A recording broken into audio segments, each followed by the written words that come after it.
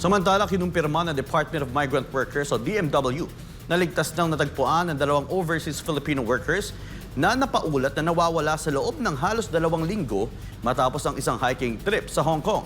Ayon sa DMW, naligaw umano ang dalawa habang nag-hiking. Si Cherry Light magbabalita.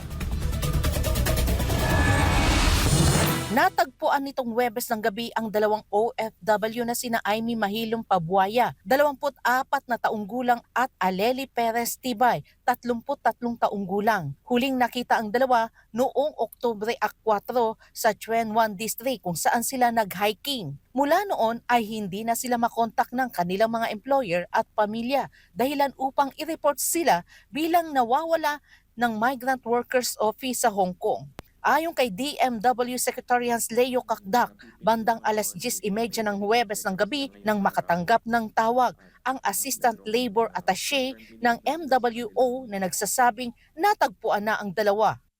Nakatanggap ng tawag sa ating case officer na merong nahanap yung dalawa at dinala sa isang police station sa Hong Kong, sa Shatin Police Station. At agad naman sinundo. Dagdag pa ni Kakdak, bandang hating gabi ay nakarating na sa Migrant Workers Office sa Hong Kong ang dalawang OFW at agad silang binigyan ng psychosocial counseling ng Social Welfare Attaché. Paliwanag ni Kakdak, naligaw umano ang dalawa habang sila ay nag-hiking. Dahil sa matagal na pagkawala, tinerminate na ng kanilang mga employer ang kontrata ng dalawang OFW. Ang napipinto ngayon is may medical check-up sila ngayong araw at merong na-terminate na sila sa kanilang employer. Kaya't kukunin na yung kanilang belongings doon sa kanilang employer. Gayunpaman, bago pa man tuluyang ma-terminate, susubukan ng dalawa na makipag-ugnayan sa kanilang mga employer upang maipaliwanag ang tunay na nangyari. Tiniyak din ni Kakdak na inaayos na ng DMW ang repatriation ng dalawang OFW kung sakaling tuluyang mawalan sila ng trabaho.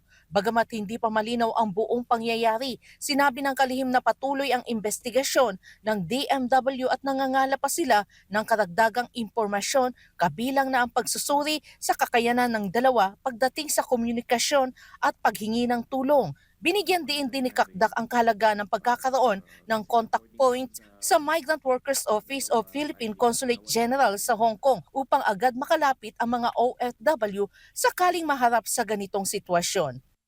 Meron naman mga hotlines na nakaabang at naisagawa na dito at kontakin na lang ang mga hotlines ng ating Migrant Workers Office kung ano man ang kinasapitan, kung merong kailangan urgent matter na kailangang idulog sa atin.